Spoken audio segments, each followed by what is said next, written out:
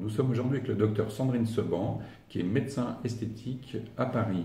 Et le sujet que l'on va aborder aujourd'hui, c'est le lifting médical à l'acide hyaluronique avec un seul point d'injection de chaque côté, une méthode que le docteur Sandrine Seban a appelée la Stop Facial Aging Method. Alors, le docteur Sandrine Seban est médecin esthétique à Paris. Elle a plus de 20 ans d'expérience en fait dans toutes les techniques, je dirais, qu'on peut appliquer à l'esthétique médicale, notamment donc les injections de produits de comblement, les fillers, le laser, les peelings, la mésothérapie, le PRP, les fils tenseurs et également la lipocriothérapie. Elle est enseignante universitaire et KOL international.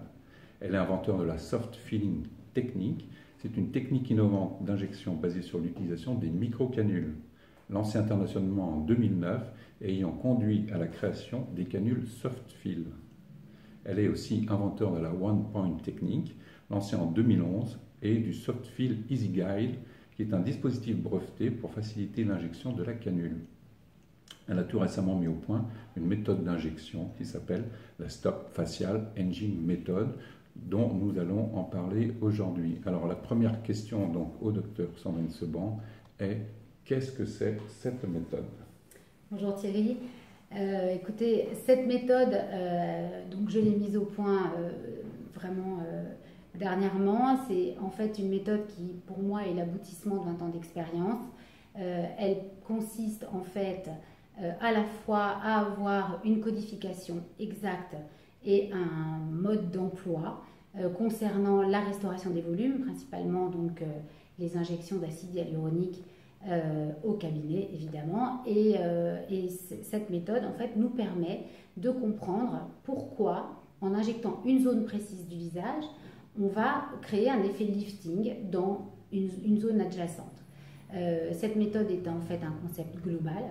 Je pense que c'est le moyen idéal d'envisager les injections d'acide hyaluronique et en même temps, évidemment, pas traumatisante puisque un point d'injection par côté pour traiter l'ensemble du visage. Alors, on va voir tout à l'heure une démonstration donc, sur une patiente du docteur Seban, sur cette technique. Alors, en quoi cette technique va-t-elle être utile à cette patiente en l'occurrence? En fait, je pense que c'est une méthode qui permet en fait de restaurer l'intégralité des volumes perdus des 2/3 inférieurs du visage. En règle générale, le plus important, c'est de comprendre qu'un visage, c'est une œuvre d'art vivante. Et en fait, cet élément doit rester harmonieux. Et quand on restaure un volume perdu, si on touche à une zone et qu'on ne prend pas en compte la zone adjacente, il y aura des modifications dans l'harmonie initiale du visage. Donc si on veut faire de l'anti-aging, il faut comprendre et concevoir que ce visage est un ensemble et qu'il faut le traiter de façon globale. Donc quand on vieillit, on perd évidemment un volume osseux, toute la charpente osseuse se résorbe un petit peu en volume, et puis on perd bien sûr de la graisse latérofaciale qui a en général une tendance à migrer de façon centrifuge. Donc l'idée est de restaurer les volumes de cette graisse perdue ou migrante afin de pouvoir créer un effet lifting et évidemment ça n'est pas une chirurgie, c'est un effet lifting qui parfois peut être une alternative au lifting chirurgical dans le cadre de patientes jeunes, ou alors évidemment permet de faire un lifting beaucoup plus tard et de retarder la chirurgie. Alors, dans cette méthode, vous utilisez des canules. Alors, quelles vont être les spécificités déjà des canules utilisées? Est-ce qu'on peut faire un petit rappel entre canules et aiguilles, peut-être? Oui, bien sûr. Alors, les canules sont utilisées donc, depuis 2009 environ pour l'injection d'acide hyaluronique. Ça a été une réelle révolution et surtout, on a compris comment aborder les injections d'acide hyaluronique de façon sécurisée et harmonieuse. Les canules, on peut les utiliser bien sûr pour traiter les plans d'injection profonds comme superficiels. Là, je vais utiliser les canules soft fill. On peut utiliser des canules de calibre large. En général, c'est ce qui est conseillé entre 25 gauges et 22 gauges pour traiter les plans profonds. Donc principalement sur la zone périostée, c'est-à-dire les plans osseux. Et ensuite, on peut utiliser des canules beaucoup plus flexibles, plus fines, qui permettent en fait de restaurer le volume graisseux hypodermique moyen ou superficiel. Donc là, on va utiliser plutôt des calibres de type 27 gauge ou 25 gauge. Alors, on a cité tout à l'heure une marque qui s'appelle Easy Guide, c'est ça? Un petit mot sur cette aiguille Easy Guide de Softil. Alors, cette aiguille, en fait, je l'ai créée il y a maintenant 3 ans. Elle est donc toute nouvelle dans le domaine international pour l'injection d'acide hyaluronique, avec d'autres extensions d'indication, bien sûr. C'est une aiguille qui a une forme de demi-gouttière et qui, en fait, permet l'insertion de la canule sans traumatisme et en un seul geste. Donc, elle a aussi l'avantage de ne pas léser les tissus puisque c'est une demi-gouttière. Donc, quand on l'insérera dans le tissu, eh bien, la cicatrisation se fera beaucoup plus rapidement et évidemment, on est encore moins traumatique, donc encore moins d'hématomes et d'échymoses. Bon, très bien, on a hâte, on va voir donc cette démonstration avec cette patiente tout de suite. Oui, alors donc nous sommes aujourd'hui donc avec notre patiente qui a plein de marques sur le visage. Alors, quel est le plan de traitement qui va être déroulé là tout de suite? Alors, le plan de traitement, en fait, dans justement cette méthode, c'est tout l'avantage de cette méthode, c'est qu'on a une description géographique qui est bien délimitée. L'hémiface est séparé en 12 parties. On a donc, comme est décrit de façon basique l'anatomie en général du visage, on a 3 tiers horizontaux. Donc les tiers horizontaux étant présentés tiers supérieur allant jusqu'à la ligne médio-pupillaire, tiers moyen de la ligne médio-pupillaire jusqu'à la ligne médio-jugale et le tiers inférieur de la ligne médio-jugale jusqu'à la ligne de l'ovale du visage. Ce tiers moyen étant très complexe, le plus complexe de la zone faciale, il est séparé en 2 parties, donc permettant d'avoir une partie supérieure moyenne et une partie moyenne inférieure. Donc la délimitation de cette zone moyenne est créée par une ligne allant du sillon nasogénien jusqu'au tragus de l'oreille. Ensuite, j'ai déterminé 3 axes. Nous avons un premier axe qui est la ligne oblique qui va de la commissure interne de l'œil jusqu'au tiers externe, donc le point haut qui est noté ici, tiers externe de l'ovale du visage. Cette ligne oblique a un intérêt majeur, c'est qu'elle nous permet de comprendre où se situe la veine faciale, qui passe juste au niveau de cette ligne oblique, et donc on évitera cette zone quand on injectera, bien sûr, avec l'aiguille. Le point d'insertion et ce point unique pour injecter sera situé en externe de cette ligne oblique, en général entre 5 mm et 1 cm sur la ligne médio-jugale. Ce point va nous permettre, puisqu'il permet en fait d'avoir le centre de gravité, d'insérer la canule que je vais utiliser, qui est une canule de 25 gauge 6 cm, et va nous permettre d'aller en rayon de roue tout autour de ce point d'insertion. Et on pourra donc traiter avec une seule canule tout le visage. Ensuite, tout l'intérêt de cette technique, c'est de comprendre qu'on a déterminé là un échafaudage du visage. C'est-à-dire, ces zones-là, toutes ces zones que vous voyez notées, S1 étant la zone supérieure 1, c'est-à-dire milieu du visage. Zone supérieure 2 dans la partie médiane et zone supérieure 3 dans la partie latérale. Ces zones-là nous permettent de comprendre qu'il y a un effet lifting. À chaque fois qu'on va toucher une zone, on va pouvoir avoir un effet de tension de la zone adjacente. Par exemple, quand on va injecter S3, c'est-à-dire restaurer le volume de S3, nous allons créer une retention de cette partie M3 sup. C'est-à-dire, vous voyez, l'effet lifting quand je remplis ici. Mais cet effet lifting ne va pas que sur M3 sup. Il descend à la fois sur M1 que vous voyez ici et I2 que vous voyez ici. Donc en fait, ça, ce sont des zones qui vont avoir une retention lorsqu'on va traiter dans S3. De la même façon, lorsqu'on va injecter dans la partie M3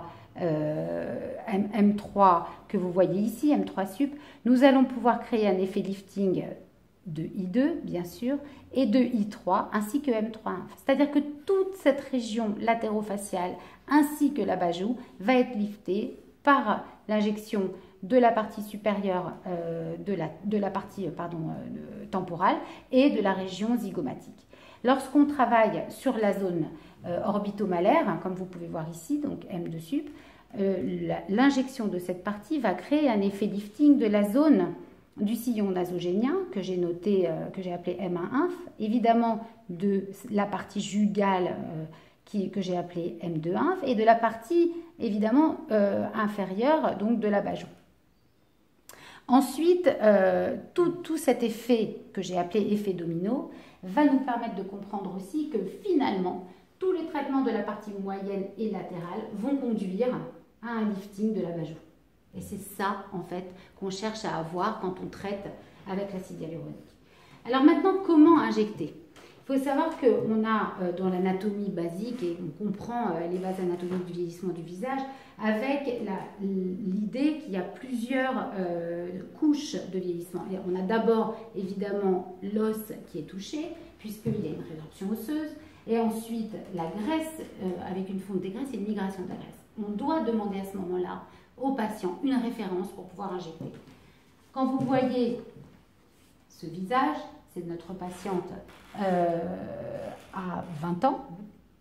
Aujourd'hui, rappelez-nous votre âge. 58. Vous avez 58 ans.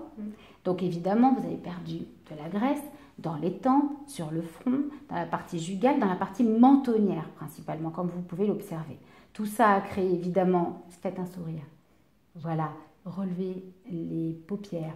Bien sûr, les rides, si vous voulez, d'expression du visage liées aux mouvements musculaires, frontaux et orbitaires.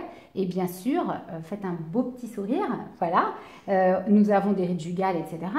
Et le sillon nasogénien que nous allons forcément lifter un petit peu en travaillant dans cette partie. L'objectif n'est pas d'avoir ce résultat-là, parce que ce serait totalement inadéquat par rapport à son âge et par rapport à l'environnement dans lequel elle vit. Je pense que personne n'accepterait de l'avoir comme ça aujourd'hui, même elle.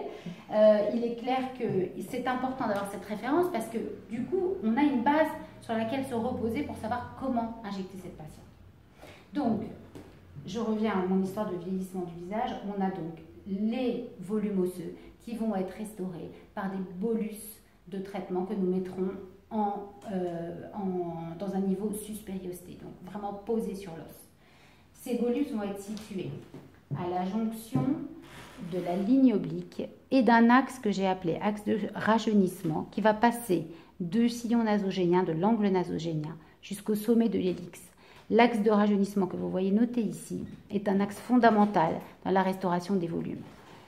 Quand il croise la ligne oblique, à l'intersection de ces deux axes, on trouve le bolus B1 qui est le point dans lequel on va pouvoir insérer l'acide hyaluronique dans un premier temps. Le deuxième point est situé sur la projection du canthus externe sur cette ligne de rajeunissement. Il s'appelle B2. Il est vraiment localisé sur cette ligne de rajeunissement, donc entre B1 et B3, qui lui est positionné à 1 cm de la ligne du cuir chevelu sur ce même axe de rajeunissement. Nous avons donc nos trois premiers bolus qui, eux, vont créer déjà notre effet lifting. Mais si je devais travailler juste en projection, si vous voulez, pour recréer la restauration osseuse, dans cette région médiane, je vais transformer l'harmonie du visage. Ça ne va pas aller. On va dire, mais elle a eu une injection des pommettes, c'est pas possible. Donc, pour avoir une harmonie, il va falloir considérer les zones inférieures. Donc là, on va partir du même point et je vais continuer bien sûr, en traversant dans un plan graisseux, mais je vais arriver en changeant l'axe de ma canule sur la pointe mentonnière pour pouvoir créer une petite projection mentonnière, puisqu'évidemment on a perdu du volume dans cette zone. Et là, on aura B4. B5 est situé juste en région périmentonnière, juste au-dessus du muscle mentonnier, en dedans du pli d'amertume. L'encoche mentonnière, elle, est vraiment très importante à traiter, puisque c'est elle qui va nous aider à retrouver une ligne vraiment harmonieuse du contour. Et là, donc, nous aurons B5 qui est situé pile sur notre ligne verticale, notre V2, la ligne verticale moyenne. Ensuite, je vais mettre le bolus B6 en arrière du point haut, c'est-à-dire en arrière de l'abat-joue, donc de cette joue un petit peu affaissée. Et puis ensuite, un dernier bolus, donc B8, qui sera situé en arrière de la ligne de l'ovale, près du lobe de l'oreille et dans cette région rétromandibulaire, qui me permettra en fait de restaurer l'ensemble de l'architecture osseuse. Dans ce cas, je vais utiliser un produit adapté à ce type d'injection. Il faut évidemment un acide hyaluronique de qualité, de façon en général très réticulée, et puis surtout cohésif, créant une projection osseuse. J'ai choisi le produit Théosial Ultra Deep, qui est vraiment très adapté à ce type de traitement. Il crée une magnifique projection osseuse. Il est très cohésif, assez dur, et c'est un produit qui permet en fait, et qui est adapté à cette zone osseuse. Donc ensuite, on aura restauré la partie osseuse. Maintenant, qu'est-ce qui va se passer? Vous allez le voir au moment où je vais traiter.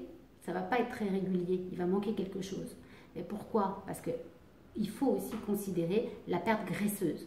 Et si je ne considère pas ça, je vais créer des angles qui ne seront pas harmonieux, c'est-à-dire en gros une pommette trop projetée et puis une cassure en étage entre le haut de la pommette, l'arcade zygomatique, et la joue. Donc ça ne va pas. Alors pour ça, dans le même prolongement, je vais reprendre mon point d'injection, je vais changer de produit. Et là, je vais utiliser le RHA, qui est un produit, si vous voulez, de nappage et qui est ce qu'on appelle Resilient Hyaluronic Acid, c'est-à-dire c'est un acide hyaluronique de qualité très élastique et en même temps qui épouse la dynamique du visage. C'est un produit qui est totalement adapté à ce type de plan et d'indication. L'avantage dans la gamme RHA, c'est qu'on a plusieurs grades. Donc on a le RHA 1 qui va être lui assez adapté pour la région péribuccale. Le RHA 2 qu'on va pouvoir injecter chez des patientes assez jeunes qui commencent à perdre un petit peu le volume. Le RHA 3, évidemment, si on a une perte un peu plus importante. Et là, j'ai choisi le RHA 4 parce que notre patiente, qui ne fait pas son âge d'ailleurs, malgré tout ça, aura besoin quand même d'une restauration de volume graisseuse relativement importante. Donc, on va mettre en résumé l'Ultra Deep dans 8 bolus en projection osseuse et ensuite, avec le même point d'injection mais dans un autre plan graisseux, je vais utiliser le RHA 4 avec la même canule en nappage tout autour du point d'injection. D'accord, très bien. Donc, un seul point d'insertion, donc ça c'est assez fabuleux quand même pour traiter toute une partie du visage, donc assez impressionnant, et l'emploi de 2 acides hyaluroniques. Exactement. C'est un gros avantage, c'est que la patiente repart immédiatement du cabinet et va travailler. Il n'y a pas d'effet secondaire, il n'y a aucun problème. Et surtout, l'effet naturel que vous verrez, qui va être vraiment évident. Eh bien, on va y aller. On y va. Donc, notre patiente est prête et le docteur Sandrine Seban va démarrer son intervention. Voilà. Alors, j'ai donc représenté l'axe de rajeunissement, la ligne oblique, et évidemment la base du tiers médian qui va devenir une base de référence puisque cette ligne qu'on appelle médio-jugale va contenir donc l'emplacement du point d'insertion. Donc ce point est situé un petit peu en arrière de l'intersection des 2 lignes où sur ce trajet logiquement passe la veine faciale. Donc on essaye d'aller un petit peu en arrière. J'ai donc mis le tracé vert et le tracé de mon point d'insertion. C'est le Soft Filigree Guide que vous voyez là, qui est donc une petite aiguille avec une forme de demi-gouttière qui nous permet d'insérer facilement notre canule dans le bon plan. Ensuite, je vais donc introduire la canule. Et là, je vais aller glisser vers mon point bolus B1, qui est donc l'intersection de l'axe de rajeunissement et de la ligne oblique. Donc là, j'introduis doucement la canule. Le point, si vous voulez, qui est situé sur l'embase, qui est un point rouge, en général, on le met en bas parce qu'on veut une injection profonde. Et là, j'injecte mon premier bolus. Je rappelle que le produit utilisé doit être cohésif, un volumateur. Là, dans ce cas, j'utilise le Théosial Ultra Deep. Mon bolus va être de 0,25, très exactement. Ensuite, je retire la canule dans un plan graisseux et là, je retourne vers B2, qui est ce fameux point sur lequel on a une projection du consus externe et de la ligne de rajeunissement. Je fais mon bolus et là je vais donc injecter 0,2 ml de théodial ultra libre. Ensuite, je retire ma canule et là, je vais l'insérer donc sur l'arcade zygomatique à 1 cm de la ligne du cuir chevelu. Donc à chaque fois que j'injecte, j'insère un petit peu de lidocaïne. La patiente va être anesthésiée au fur et à mesure. Et pour le plan graisseux, ce sera plus facilement supportable. Je suis profondément située sur l'os, sur cette arcade zygomatique où j'insère 0,2 ml de théosial ultra deep sur B3, qui est donc mon point situé latéralement sur l'arcade zygomatique. Voilà. Alors, vous voyez ce que je disais tout à l'heure, on a une petite irrégularité, mais c'est très important d'avoir cette projection. Ensuite, on gérera cette harmonie avec le produit en surface. Ça va, madame? Parfait, on continue. Donc maintenant, on va mobiliser la canule vers le menton, parce que l'objectif est d'injecter le produit sur donc, notre point B4 qui est médio-mentonnier.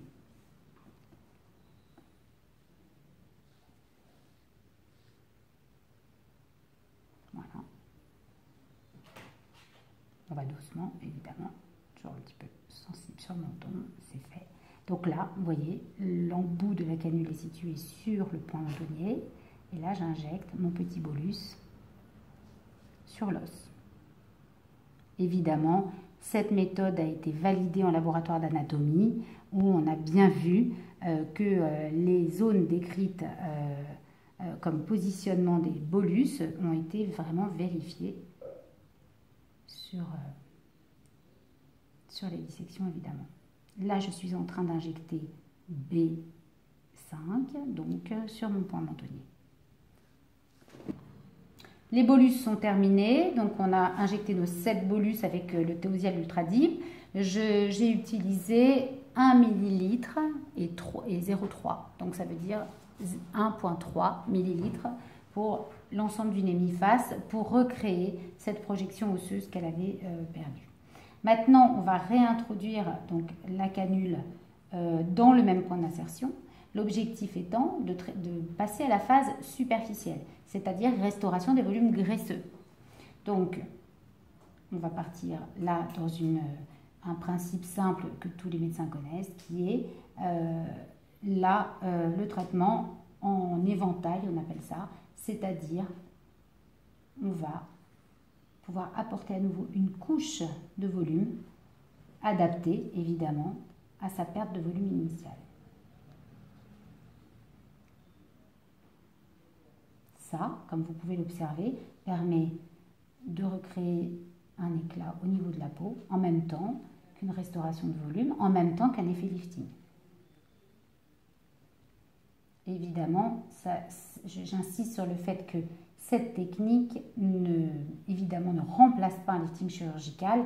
Il garde toute sa place, mais permet de retarder un lifting chirurgical ou permet de commencer un traitement en prévention, pourquoi pas, pour des patients plus jeunes. Donc, on glisse dans l'espace graisseux la canule. Évidemment, en général, ça doit être fait de façon douce et bien sûr atraumatique pour le patient.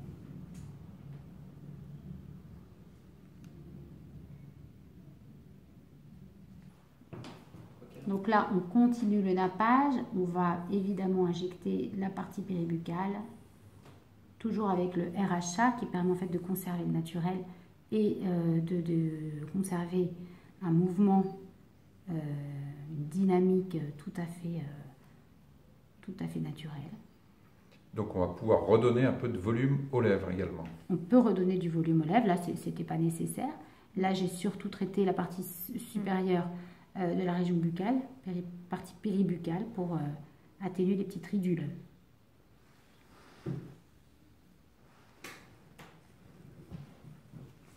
Utiliser quelques produits de la gamme Théoxane en acide hyaluronique. Est-ce qu'on peut utiliser d'autres types d'acide hyaluronique? Oui, alors bien évidemment, on peut utiliser, idéalement, il faut utiliser un produit cohésif en profondeur. Donc l'équivalent va être par exemple le stylage chez Vivacy XXL en bolus positionné sur l'os. En superficie, on va pouvoir utiliser du stylage M ou L suivant la perte graisseuse. Idéalement le stylage M parce qu'il est quand même assez élastique, etc. Ensuite, par exemple chez Allergan, on peut trouver le Voluma qu'on pose en profondeur, donc en bolus, sur les points d'injection que je vous ai cités. Et puis après en superficiel, on va utiliser plutôt la gamme Vycross, donc le Volift qui s'adapte bien au mouvement du visage et à la dynamique du visage. Très bien. Là, j'ai utilisé Théoxane parce qu'il a un pouvoir de projection vraiment idéal, ainsi que le RHA en hypodermique qui s'adapte très bien.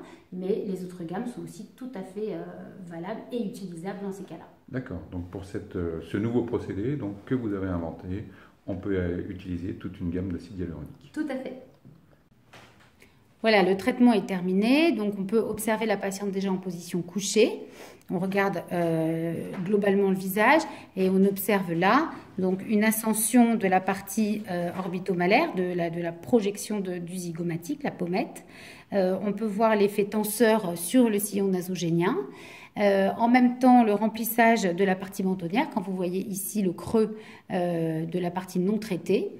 Ensuite, faites un sourire, madame, s'il vous plaît. Plus.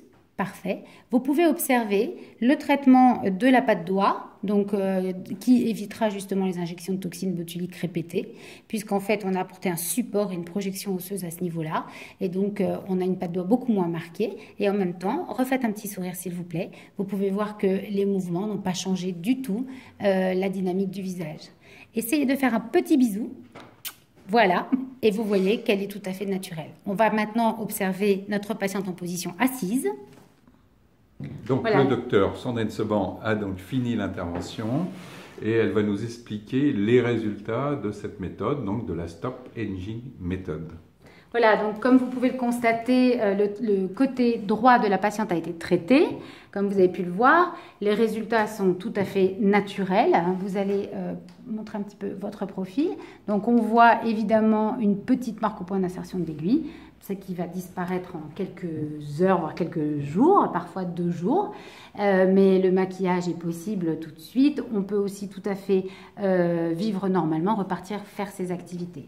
Donc ce qu'on peut observer principalement, c'est que faites un sourire. Voilà, les volumes ne sont pas modifiés, l'expression n'est pas modifiée.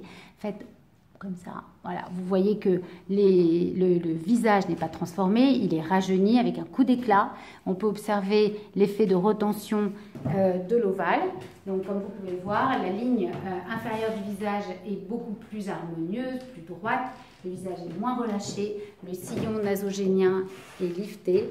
Et en comparaison avec le côté non traité, vous voyez l'ovale relâché avec bien sûr cette fameuse zone I2 que généralement nous n'injectons pas. C'est ce que j'ai fait là, donc avec l'acide hyaluronique pour éviter d'accroître l'affaissement. Donc ce que vous comprenez là en observant cette patiente, c'est qu'un visage est un tout. Et qu'il est très important de pouvoir considérer l'ensemble du visage quand on fait de la restauration de volume. Injecter un sillon nasogénien va toujours avoir un impact sur les zones adjacentes. Et il est très important de comprendre qu'en injectant le haut du visage, on aura un effet lifting du bas du visage. C'est une technique très impressionnante, et en plus très peu de suites opératoires. Et en plus, comme vous avez pu l'observer, un point de piqûre nous permet d'éviter les hématomes, d'éviter les suites gênantes et donc d'avoir évidemment une vie normale tout de suite après. Elle peut repartir tout de suite à son Elle peut travail, repartir en général. Je traite mes patients dans, on va dire, 80% des cas de cette façon. Alors, il y a une théorie évidemment différente puisqu'on ne va pas utiliser une seringue pour injecter juste le sillon et puis on a fini. C'est un traitement global qui va nécessiter un peu plus de produits. Alors en tout, on va être à peu près à combien de seringues? En sachant qu'en règle générale, les chirurgiens, quand ils font de la lipostructure, ils peuvent atteindre 70 ml. Aujourd'hui, on a injecté l'équivalent de 5 ml sur cette patiente, c'est-à-dire 2,5 par côté. Donc j'ai utilisé très exactement 1,3 ml de Théosial Ultra Deep en profondeur et 1,2 ml de RHA4 par côté du visage. Très bien. Et combien de temps va se passer l'opération? En combien de temps? Donc vous avez vu, l'opération se passe en moins d'1 heure. En règle générale, le plus long, c'est l'organisation, la préparation de la patiente. Bien sûr, tout doit être fait dans des conditions totalement aseptiques. Et donc, la durée du traitement, en règle générale, l'avantage de pouvoir considérer l'ensemble du visage et de mettre cette quantité de produit, c'est que ça dure plus longtemps. Donc, en règle générale, on a une durée de 15 à 18 mois. Je reverrai ma patiente dans 15 à 18 mois et lui proposerai un traitement de suivi, en règle générale, qui comprendra une seringue par côté, donc 1 ml par côté. On ne revient jamais à la case départ quand on fait des injections d'acide hyaluronique. C'est justement pour ça qu'il ne faut pas considérer qu'une seule zone, mais qu'il faut considérer un ensemble. Parce que le visage vieillissant, à force d'injecter le sillon nasogénien, on se retrouve avec rien sur les côtés et tout au milieu qui se mélange à la graisse qui a diffusé au centre, et ce n'est pas du tout ce qu'on attend. Donc une très belle démonstration. Merci beaucoup pour toutes ces explications, Dr Sandrine Seban. Merci à vous, merci à la patiente. Et on vous enverra toutes les questions des lecteurs et de nos internautes. Merci. À bientôt.